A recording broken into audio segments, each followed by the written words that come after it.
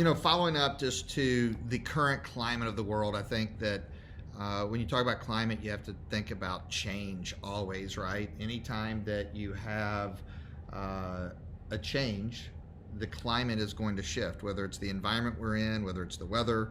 But I think that what a lot of people have to realize is that anytime that you have a change in climate, you have to be adaptable, because that's the laws of nature, right? They're not going to cater to us when it comes to climate change. We have to be adaptable and change to the climate that we're in. And I think the most important thing that I've actually learned through this process, and hopefully it helps you guys, is that I've learned that I don't understand a lot, that I have,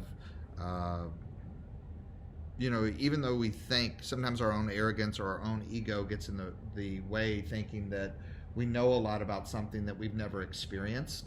And I think right now, like as I'm watching the news, as I'm watching social media, and there's all kinds of different narratives taking place. And I don't think that there's any right or wrong narrative, because I think a lot of the narratives are coming from people's beliefs, people's perspectives, people's model of the world based on their experiences or based on their upbringing of, what their beliefs have been anchored in.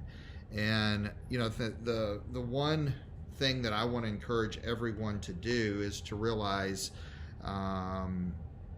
one thing. And if you can realize this one thing, I think it can shift your actions to help creating a better world or a better environment, or diffusing some of the if you want to say the animosity or the hate.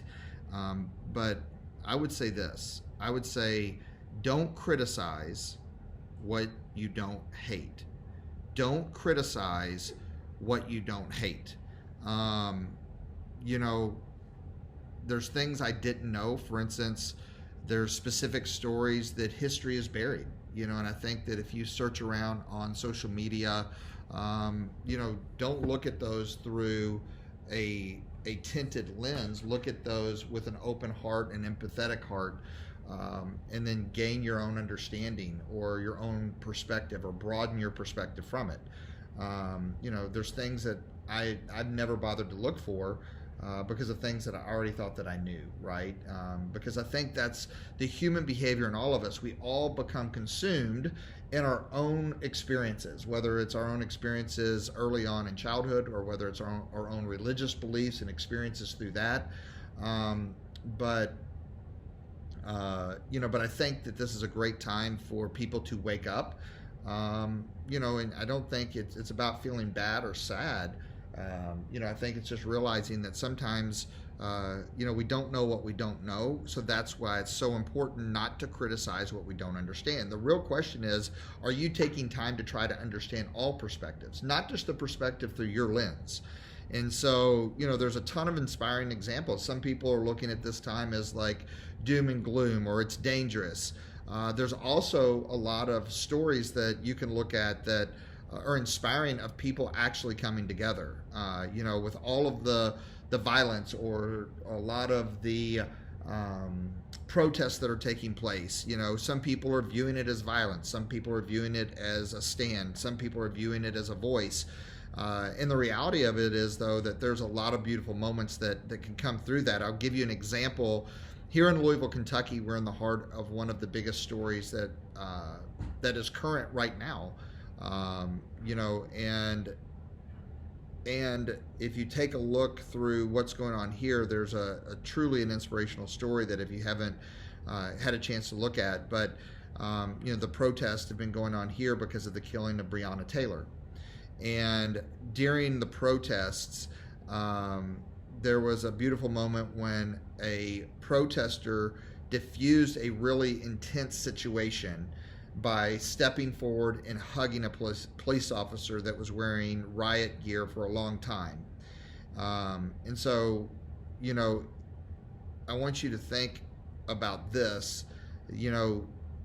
How many times have we had the courage to step up with our own adversaries, or our own challenges, or our own enemies, or our own frenemies, and be able to approach them with love. But this to me was a truly inspirational example, because one could say that she was protecting him from, you know, from maybe violence, who knows, because he got separated from his unit. And so a lot of times the media is showing us a narrative, you know, they're showing us maybe the worst, or they're creating the narrative for our own minds. However, remember, what you seek, you shall find. Be careful of what you're looking for. You know, so I think that just to gain awareness of the world that we're in, and that what is the current climate, it gives you a way to approach it.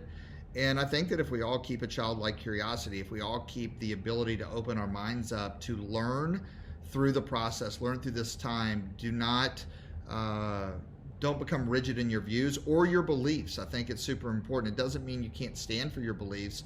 However, to me, the only way we can create lasting change in the world is to create a model of the world of putting ourselves in other people's shoes, so we can create different perspectives to get a better outcome. It's the same way as the collaborative environments, right? Or creating collaboration as a currency. You can collaborate with people's beliefs to get a either more firm understanding of your belief, or a more empathetic understanding of what someone that you might not agree with's beliefs are, and understand their model of the world. And so, you know, as a father with children, you know, it makes me think, or even, you know, ask myself, how can I do a better job of educating them about what's happening in the world, or give them a greater sense of awareness, you know, for all the different temperaments and talents and convictions that are in the world, and you know, hopefully lead them on a path where they can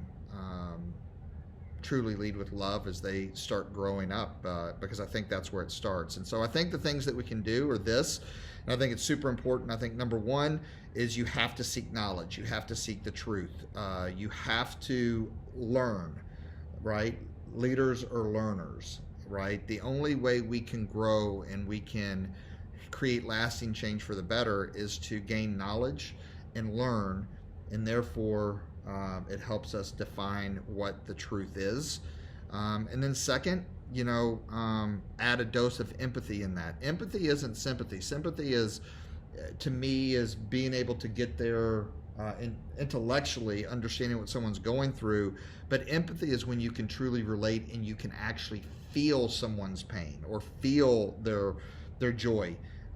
So, you know, have empathy to put yourself in the shoes of someone else, because we're all human beings, no matter what, no matter how angry we get. You have to remember that we're all human. We all make mistakes. We all have the same needs, and we all have the same propensities of seeking out those needs.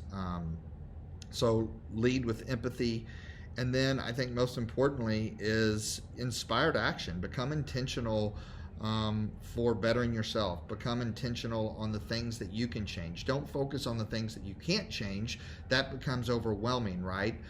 And that allows people to turn into what I call like hate or rhetoric. However, if you focus on the things that you can change, no matter how small, you can create a better world, because as you're starting to pursue your better on the things that you can impact and grow from, other people that are watching, they do the same. So be the change, as Gandhi would say. You know, for me, that means be better yourself. You know, don't complain about others unless you're doing something about it yourself. And silence is not doing something about it. Silence is hiding under the rocks, in my opinion. You know, so continue to do that. And then I think, you know, replace change with lasting change. What can we do to make the world better, lasting? So as we become more aware of what's happening right now in today's climate, the question is, are we going to keep reinforcing that, or are we going to forget about it? Are we going to make the little shifts needed to grow ourselves and then keep that as a daily habit for ourselves? Or are we going to just fall back into the same old habits, right? And that's habits, right? Like, I mean, we talk about, and you know, a big trending topic over the last several years is like daily habits, right? Or Atomic Habits by James Clear, a great book.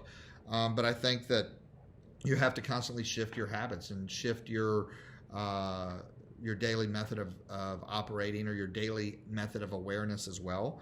And so that's step one, right? Is just continue to lead with that equation in place, and watch how much better it can get. And there's little things that you can do on each one of those. Knowledge, seeking the truth. What are you doing right now? I mean, how are you educating yourself to understand what other people's perspectives are? Are you reading books? Are you watching thought leaders? Are you watching people that might have had a hate crime on them or have experienced racism? Not someone that's just read about it, but someone that's actually experienced it. And have you then moved forward to really empathizing with those stories and those perspectives? Are you seeking to understand and to feel what they felt?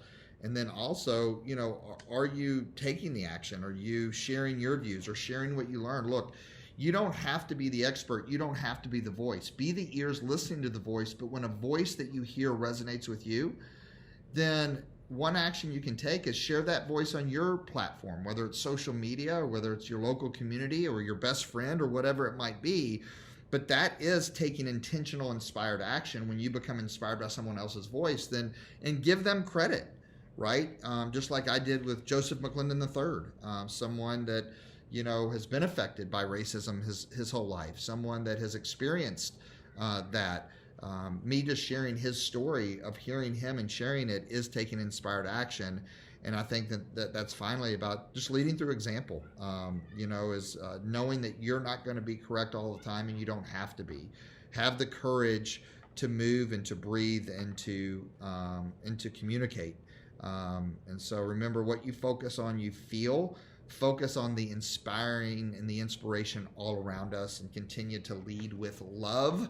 And so anyway, those are just some of my thoughts. As I'm talking to you guys, I'm speaking to myself as well, just to reinforce some of those beliefs and some of those things that I'm learning. Listen, I've had the privilege of being able to learn about racism, not experience it. And during this time, I've learned how ignorant I am from listening to people that are experiencing it, and I've learned a ton about myself and about others. And so I encourage you to do the same.